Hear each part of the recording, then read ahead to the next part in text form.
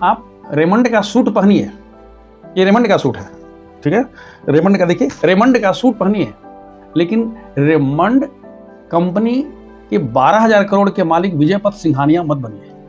प्यारे दोस्तों, सैल्यूटेशंस, चौंकिए नहीं, ये हनीमून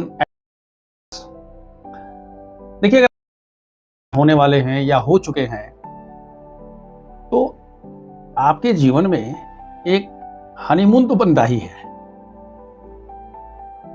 प्रैक्टिकली हनीमून क्या है? हनीमून सेलिब्रेशंस हैं, मेमोरीज हैं, बॉन्डिंग है, अंडरस्टैंडिंग है, संबंधों की प्रगाढ़ता है, यही है ना भाई। तो क्यों भाई 60 प्लस के बाद क्यों नहीं होना चाहिए? देखिए, अगर आप पीछे मुड़ के देखते हैं तो आपको लगेगा कि पूरी आपकी जीवन यात्रा, पढ़ाई लिखाई, शादी ब्याह, बच्चे, घर, गाड़ी, नौकरी, प्रमोशन, टारगेट, पता नहीं इंसेंटिव, पता नहीं क्या क्या, पूरा जीवन कब बीत गया इस आपाधापी में आपको पता ही नहीं चला। औरों के लिए समय देते देते, लोगों के लिए, ऑर्गेनाइजेशंस के लिए समय देते देते, अपने साथ, अपने लिए, अपनों के लिए हमारे पास समय ही नहीं था। तो अब तो कम से कम इतना तो बनता ही है कि हम जो सेकंड पारी शुरू कर रहे हैं इसको खुशगवार बनाएं, इसको खुशियों से भरा हुआ बनाएं, और ये दूसरा कोई बनाने वाला है नहीं, अपने ही बनाना पड़ेगा। देखिए, हम यहां पर जब हम हनीमून की बात करते हैं तो यहां हम दो शब्द को अलग अलग जरा पहले करके देखते हैं। सबसे जो पहला शब्द है वो हनी है। हनी मतलब होता है शहद। देखिए, शहद का बनना या शहद का बनाना श्रम साध्य होता है और समय साध्य होता है। बहुत आसानी से नहीं है कि आपने एक तरफ डाला, मशीन ऑन किया, दूसरी तरफ शहद निकल गया। आपने अपना पूरा जीवन इस शहद को बनाने में, इस हनी को बनाने में व्यक्त कर दिया। प्रश्न ये है कि भाई शहद तो बन गया, तो शहद का सेवन भी तो करेंगे। देखिए, शहद साधारण शुगर नहीं है, होता ना, ये ग्लूकोज नहीं है, ये ग्लूकोज एंड फ्रक्टोज होता है, हो ना, ग्लूकोज, फ्रक्टोज, लैक्टोज वगैरह होता है। तो ये बेसिकली क्या है? इसका औषधीय गुण है, ये दवा के रूप में होता है। क्यों? क्योंकि यह बहुत सारे फूलों का सार तत्व या सार निकाल करके और तब बनता है। आपने भी पूरे 60 वर्ष में कुछ कड़वे, कुछ मीठे, कुछ खट्टे, कुछ तीखे अनुभवों का, लोगों का, जगहों का, परिस्थितियों का आपने सार निकाल करके ये शहद कलश तैयार किया है। फिर इसका सेवन तो आपको करना पड़ेगा, आप ही को करना पड़ेगा। तो देखिए, पहला हमने जो पॉइंट लिया है वो है कि भाई आप इसका सेवन करिए। मतलब ये हुआ कि ये जो शरीर है, ये जो आपने क्या किया है, किसके लिए? अपने लिए सेवन करिए। सेवन करने का मतलब क्या हुआ? देखिए, अब तक यू आर कंफर्टेबल कि हाँ, हम कभी टाइम से खाएंगे, हम ये खाएंगे। अब अच्छा, बहुत लोगों का तो शुगर वगैरह छूट गया होगा 60 आते आते। अच्छा, एक बात और, आप बहुत भाग्यशाली हैं कि 60 तक पहुंच गए, तो बहुत लोग तो पहले ही टाइम बोल देता है। तो पहले ईश्वर का धन्यवाद दीजिए कि हाँ, आपको इस पोजीशन में पहुंचा दिया है कि आप हनीमून की सोच रहे हैं। अब देखिए, सबसे पहला काम है कि आप शहद का सेवन करिए। शहद का सेवन से मतलब हमारा ये नहीं है कि शहद सिर्फ चाटिए और जिंदा रहिए, नहीं।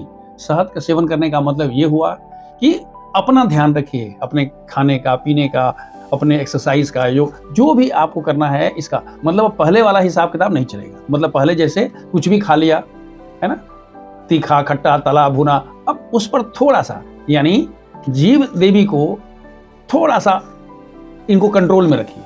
क्यों? क्योंकि आप अब सेकेंड इनिंग शुरू कर रहे हैं और इसमें आपका स्वास्थ्य जो है, आपका शरीर जो है, वो आपके पूरे जीवन यात्रा का शहद है, हनी है। इसको तो प्रोटेक्ट करना आपका काम ही नहीं है, आपका धर्म भी है, तो टेक केयर ऑफ योरसेल्फ। याद रखें, हनीमून के लिए स्वस्थ शरीर स्वस्थ मन रहना बहुत जरूरी है। जाना है ना हनीमून, तो आना है लाइफ में, तो सबसे पहले अपने शरीर का ध्यान रखिए। अब देखिए, जो दूसरी बात हमने कहा है शहद के बारे में, वो वाणी है। अब आपकी वाणी से शहद टपकना चाहिए। याद आ रहा?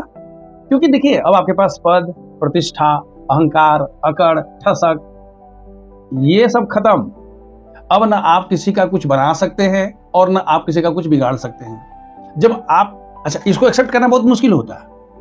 इसको पहले आपको एक्सेप्ट तो करना पड़ेगा कि भाई, now I am not at the giving and, now I am at the receiving end. तो अब पहले वाली जो है ना, माई वे इज हाईवे, नहीं चलेगा। अब आपको अपनी वाणी से शहद टपकाना, देखिए टपकाना मजबूरी है, आपको टपकाना चाहिए नहीं, आपको टपकाना ही पड़ेगा। नहीं टपकाना पड़ेगा और कहीं भी टपक जाइएगा तो लोग आपको अननेसेसरी आहत कर देगा। वैसे बहुत पहले कबीरदास जी ने तो कहा है क्या, कि ऐसी वाणी बोलिए मन का आपा खोए, औरों को शीतल करे आपहु शीतल होए। तो अब तक तो आपका क्या था, शीतलता कहीं दूर दो, बाई प्रोडक्ट था ना वो। अगर आप कहीं देख करके किसी मौके पर मुस्कुरा दिया तो बहुत बड़ी बात हो, लगता था कि अब बरसात होने वाली है।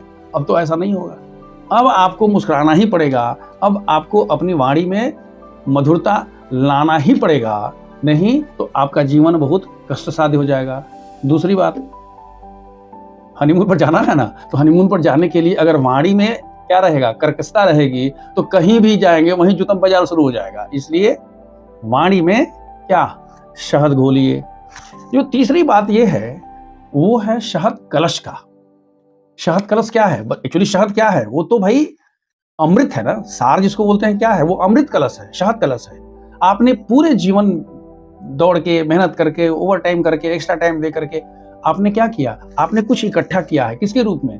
फिक्स डिपॉजिट के रूप में, पीएफ के रूप में, ग्रेचुटी के रूप में, घर के रूप में, मकान के रूप में, या गाड़ी, जो भी है, आपने एक शहद कलश है। तो शहद कलश को खुला मत छोड़िए। क्यों? अगर खुला छोड़ेंगे तो उसमें क्या होगा, कहीं से भी मक्खी, छोटे छोटे कीड़े मकोड़े, कुत्ते, बिल्ली, कोई भी आ जाएगा। और अगर कोई खतरनाक कुत्ता हुआ तो पूरा आपका शहद कलश ही लेके चला जाएगा।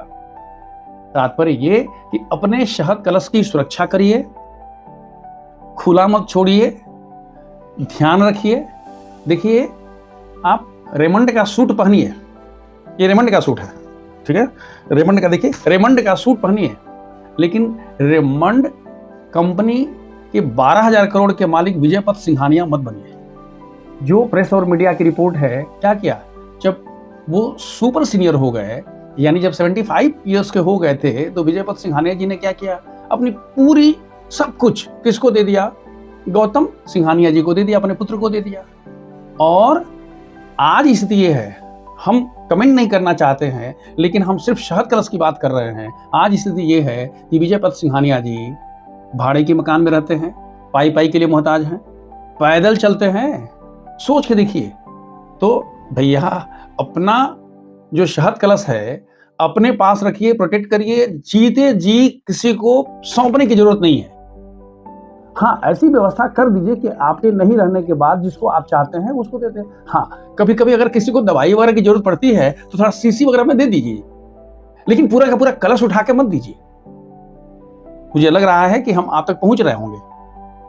मतलब अपना शहद कलश की सुरक्षा और अपने शहद कलश का सदुपयोग, ये दोनों आपके लिए आवश्यक है। देखिए, जो चौथी बात है वो ये है, अब आपके संबंधों की प्रगाढ़ता से में शहद होना चाहिए, मिठास होनी चाहिए। देखिए, सामान्यतः होता क्या है कि जब तक हम कहीं जॉब में होते हैं, कुछ काम करते हैं, तब तक हमारे पास न अपनों के लिए, न रिश्तेदारों के लिए, न दोस्तों के लिए, न घर वालों के लिए, न पत्नी के लिए, न हस्बैंड के लिए हमारे पास समय ही नहीं होता है। क्यों? हमारी प्रायोरिटीज दूसरी होती हैं। और हमारी प्रायोरिटी दूसरी होती नहीं है, हम दूसरों के सपनों को पूरा करते हैं, अपना सपना हम भूल जाते हैं। लेकिन अब जब आप मुक्त हो गए हैं तो आपको क्या करना है? उन्मुक्त जीवन जीना पड़ेगा। और उन्मुक्त जीवन तभी जी सकते हैं जब आपके संबंधों में मिठास होगी, शहद टपकेगा। दोस्तों, अपने संबंधों को पुनर्जीवित करिए। अगर आप कहीं नहीं गए हैं तो वहां जाइए, लोगों से मिलिए, बात करिए, क्यों? क्योंकि अब जो जीवन आपका है ये आनंदपूर्ण सिर्फ और सिर्फ शहद यानी पैसे से नहीं होगा। अब आपको लोगों का सानिध्य, लोगों का प्रेम, लोगों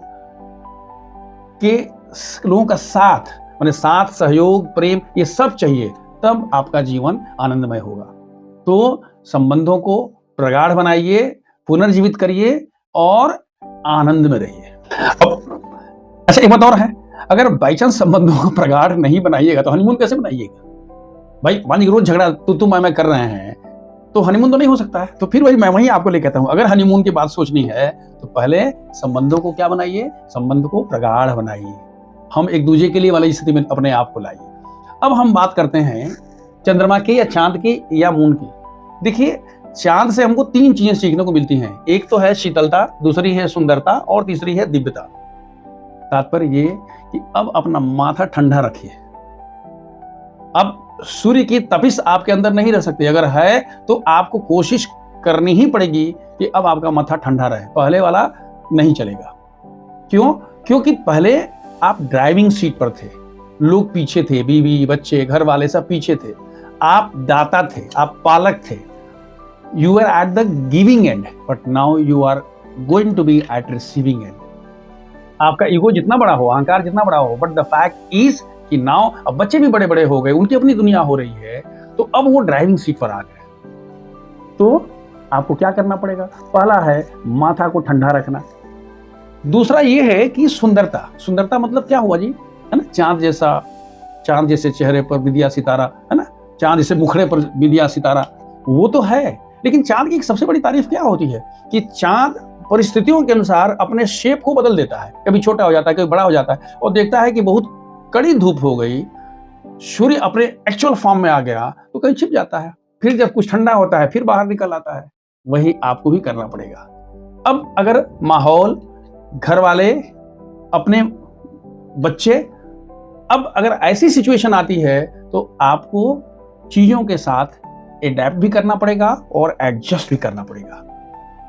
एक बार अगर आपको एडजस्ट करने की टेक्निक पता चल गई, अगर आप मेंटली उसके लिए तैयार हो गए, फिर धीरे धीरे आपका क्या होगा? आपके अंदर एक अलग तरह की दिव्यता आ जाएगी। देखिए, हमने बाद में दिव्यता की बात कही है। याद रखिए, चांद की पूजा ही नहीं होती है। लोग व्रत करता है, उपवास करता है, चांद को देख करके ही खाना खाता है। कितने दिन की साधना के बाद लोग कहता है भाई चांद देखेगा तब हम ईद मनाएंगे, चांद देखेगा तब हम अपना उपवास छोड़ेंगे। वो क्या है? वो उसकी सुंदरता है, वो उसकी शीतलता है। तो अपने व्यक्तित्व में सुंदरता और शीतलता लाइए, दिव्यता लाइए। वसीम बरेलवी ने बहुत पहले कहा था, आप देखिए, उन्होंने कहा ना, चांद का ख्वाब उजालों की नजर लगता है, तू जिधर हो के गुजर जाए खबर लगता है। आपका व्यक्तित्व इतना खूबसूरत होना चाहिए, इतना अच्छा होना चाहिए कि लोग आपकी तरफ आकर्षित हो।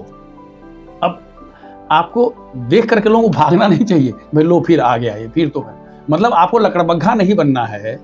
आपको एक ऐसा, आपका हृदय जो हिरण का बच्चा होता है, कोमल, इतना कोमल होता है कि हृदय के, अगर आप हिरण के बच्चे को कोई देखता है तो कोई भी उसको सलाह, आपका व्यक्तित्व अब उस तरह का होना चाहिए। लकड़बग्घा वाला व्यक्तित्व या चोला आप निकाल के फेंक दीजिए। शेर वाला जो आपने खाल पहन के रखी है उसको उठा करके कहीं टांग दीजिए या कहीं फेंक दीजिए। प्यारे दोस्तों, जिंदगी जीना उतना आसान नहीं होता है। जिंदगी जीना आसान बनाना पड़ता है।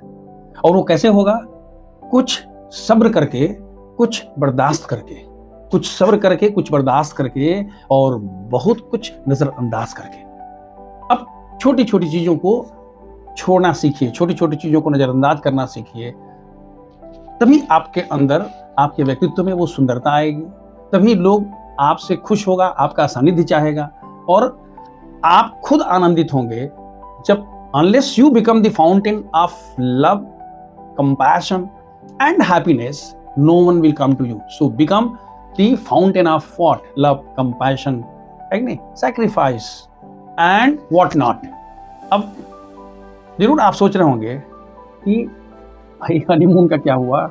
देखिए, तैयारी हमने करा दिया। अगर आपका स्वास्थ्य ठीक हो गया, वाणी में शहद टपकना शुरू हो गया, माथा आपका ठंडा हो गया, व्यवहार में आपका क्या हो गया? मृदुलता हो गई, आपने शहद कलश बचा के रखा है अपने लिए, संबंधों में प्रगाढ़ता आ गई, शीतलता आ गई, फिर जीवन आपका पूरा का जीवन आपका क्या हो गया? हनीमून ही है। अब आप निकलिए, आप जाइए हनीमून पर, आप अलग अलग अनुभव कीजिए, अलग अलग ढंग से मस्ती करिए और अपने सेकेंड इनिंग को रसमय बनाइए, सुखमय बनाइए, आनंदमय बनाइए। इन्हीं शब्दों के साथ best wishes for your honeymoon. Thank you.